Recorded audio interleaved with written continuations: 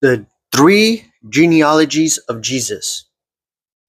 The book of John, it says, in the beginning was the Word was with God, the Word was God. What is John saying? He's tracing the Lord back to God, eternal with the Father, and He is God, and the Word became flesh and dwelt amongst us. So He was sent by the Father, comes from eternity in the kingdom outside space and time. Second genealogy is Luke. It says he became he was 30 years old, right?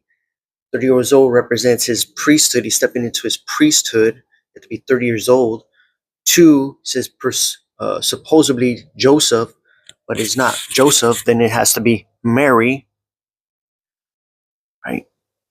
It's also, we trace it back and we see it's from King David to Nathan, his son. So the royal lineage is not there.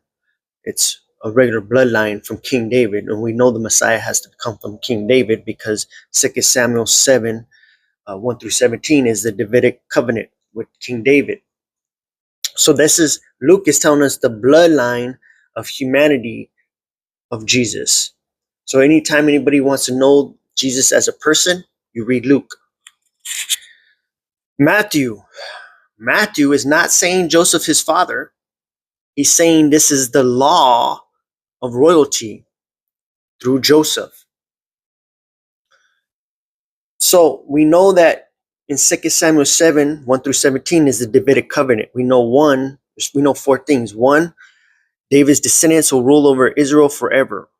Two, one of David's descendants will build a house for God's name. Three, God will be a father to David's descendants and they will be his sons. Four, David's kingdom and throne will be established forever.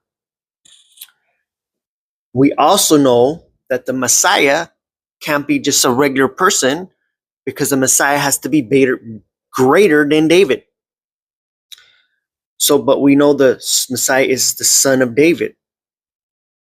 The Messiah has to be greater than David. We know this.